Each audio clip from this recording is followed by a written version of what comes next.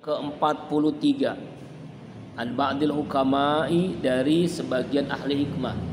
Jadi kalau kita menemukan kalimat di buku ini, kitab ini namanya an ba'dil hukama, itu dipastikan sebagian para ahli hikmah, para ulama-ulama hikmah. Apa katanya? Manik tak mani' tasoma bi akli dolla. Siapa orang yang berpegang teguh dengan akalnya, maka ia akan sesat. Apa maknanya? Ngandelin akal doang. Ngandelin akal doang, maka dia akan sesat. Ai ma'ni tamada ala akli fi umurihi walam ya'tamaddu ala Allah taala fi lam yahtadi ila shawab. Siapa orang yang hanya patokannya berpegang teguh kepada akalnya saja dalam setiap urusannya, dan dia tidak berpegang dengan Allah, tidak mengandalkan Allah dalam semua urusannya, lam yahtaddu ila shawab, maka tidak akan mendapatkan petunjuk dari Allah, tidak akan mendapatkan kebaikan dari apa yang dilakukan. Jadi jangan sampai andalan kita tuh akal doang. Kenapa ente kaya? Karena akal, karena otak yang Allah berikan nih. Kenapa ente bisa cerdas jadi profesor? Karena akal saya yang dimiliki. Jadi mengandalkan akal ini hati-hati nih. Makanya dalam agama ini kita harus berpatokannya itu hasbunallah wa ni'mal wakil, ni'mal maula wa ni'man nasir, la haula wa la quwata illa billahil aliyil azim. Itu loh diajarkan oleh Allah, oleh Rasulullah, oleh para nabi, agar kita jangan ngandelin akal, jangan ngandelin otak. Karena kemampuan akal kita itu terbatas, otak itu terbatas. Andalan kita itu Allah lah, cukup sebagai penjamin hidup kita. Ya, hasbunallah.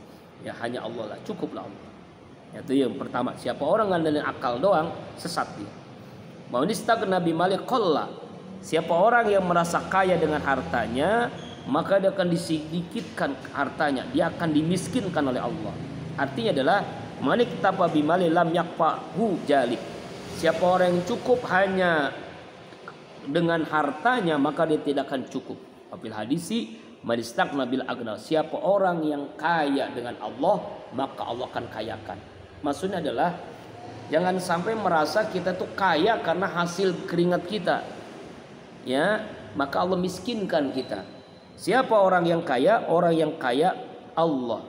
Dia mengandalkan Allah segala-galanya. Sama dengan yang tadi, kalau ngandalin akal dalam kehidupannya, sekarang ngandalin harta.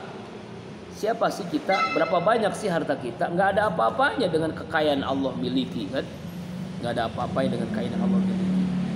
Nah, yang ketiga, nasihat dari ahli hikmah ulama ini adalah waman azza bi makhlukin zalla. Siapa yang mulia dengan makhluk, maka Allah akan hinakan. Jadi dia itu merasa mulia itu karena makhluk, karena manusia, bukan karena Allah yang memberikan mulia. Jadi kalau orang merasa mulia dengan makhluk, maka Allah akan hinakan. Waman kana quwwatu makhlukin sara jalilan. Siapa orang yang punya kekuatan dengan makhluk, maka akan menjadi hina, dihinakan oleh Allah. Ya, kita ini mulia karena Allah yang menutupi aib kita.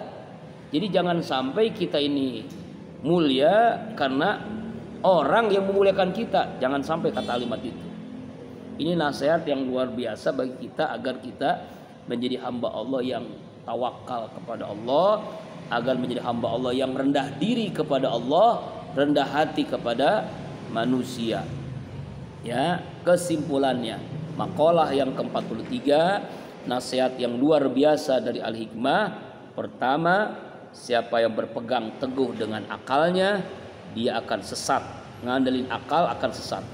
Siapa orang yang merasa kaya dengan harta yang dia miliki, dimiskinkan oleh Allah. Kekayaan itu dari Allah, maka kembalikan kepada Allah. Siapa orang yang mulia karena makhluk yang memuliakannya, maka Allah akan dihinakan oleh Allah. Ya, merasa mulia karena manusia, maka Allah hinakan. Nauzubillah min dzalik. Mudah-mudahan nasihat ini kita bisa amalkan dalam keseharian kita. Insyaallah.